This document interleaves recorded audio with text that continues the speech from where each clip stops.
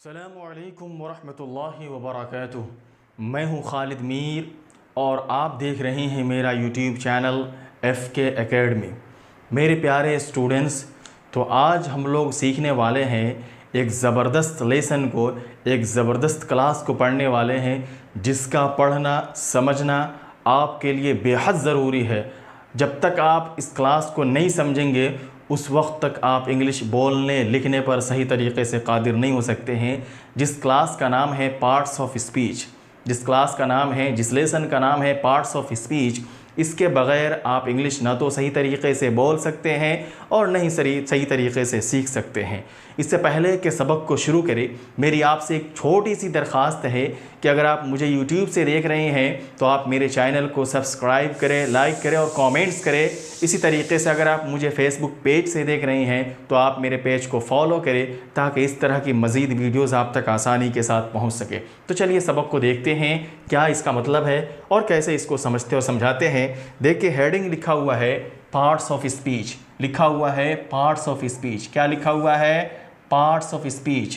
क्या मतलब होता है इसका? इसको उर्दू में बोलते हैं अज्जाए कलाम की तकसीम। क्या बोलते हैं इसको? उर्दू में बोलते हैं अज्जाए कलाम की तकसीम। पार्ट्स ऑफ स्पीच का तर्जमा उर्दू में अज्जाए कलाम की तकसीम करते हैं। क्या मतलब होता है इसका?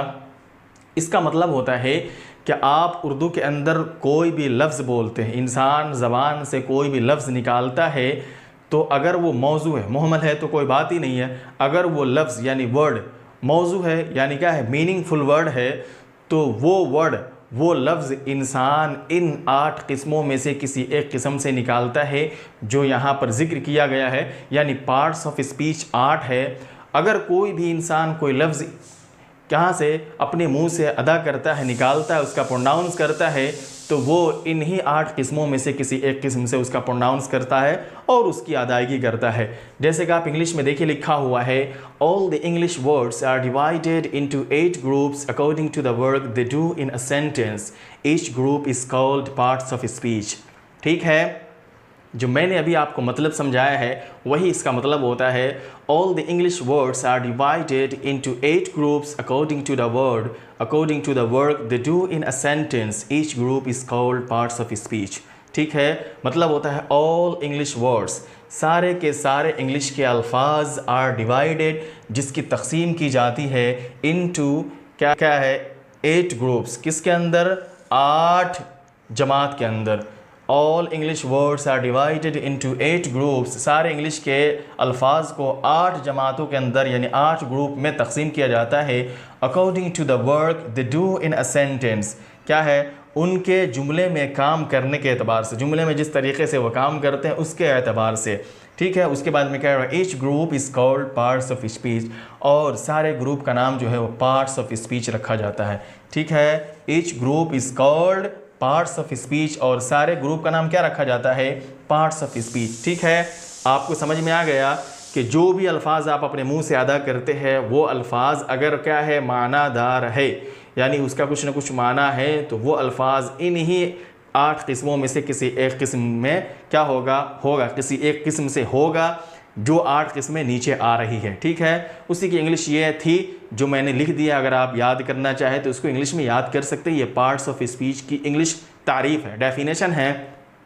क्या? All the English words are divided into 8 groups according to the work they do in a sentence. Each group is called parts of speech. ठीक है, अब आगे देखिए, 1 नंबर पर क्या है? नाउन है। क्या है?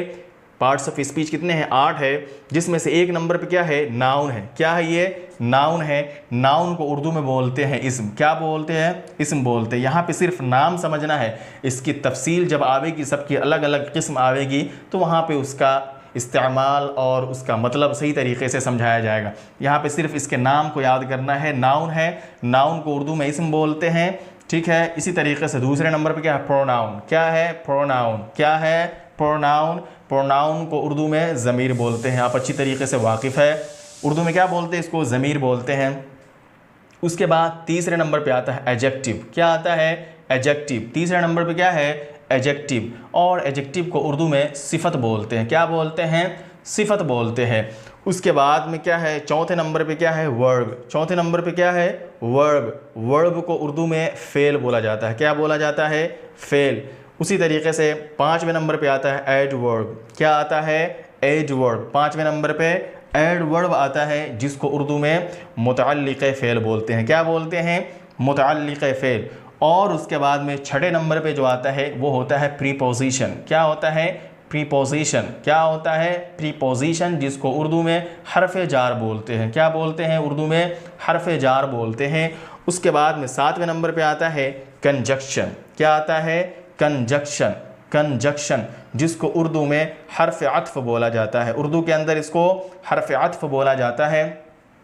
उसके बाद जो है 8वें नंबर पे जो आता है वो होता है इंटरजेक्शन। क्या होता है, इंटरजेक्शन। 8वें नंबर पे जो आता है उसको बोलते हैं इंटरजेक्शन, जिसको उर्दू में हरफ ताज्जुब बोलते हैं। क्या बोलते हैं, उर्दू में हरफ ताज्जुब। क्या बोलते हैं, हरफ ताज्जुब। तो मेरे प्यारे स्टूडेंट्स, ये थे पार्ट्स ऑफ स्पीच। मैंने आपको समझाया उर्दू के अंदर के पार्ट्स ऑफ स्पीच किसे कहते हैं, और इंग्लिश के अंदर भी इसकी तारीफ़ लिख दिया है। अगर आप याद करना चाहें तो कर सकते हैं। उसके बाद आपको पता होना चाहिए कि पार्ट्स ऑफ स्पीच कितने हैं, वो 8 है, जो मैंने आपको नीचे लिख करके समझा दिया कि उर्दू में उसको इस तरीके से समझते हैं और इंग्लिश उसकी ये होती है। ठीक है, उम्मीद है कि आप इनको समझेंगे और समझने के बाद इनको याद करेंगे। अब सिलसिलावार जो है सबकी तशरीह और सबकी जो है तौज़ीह आवेगी।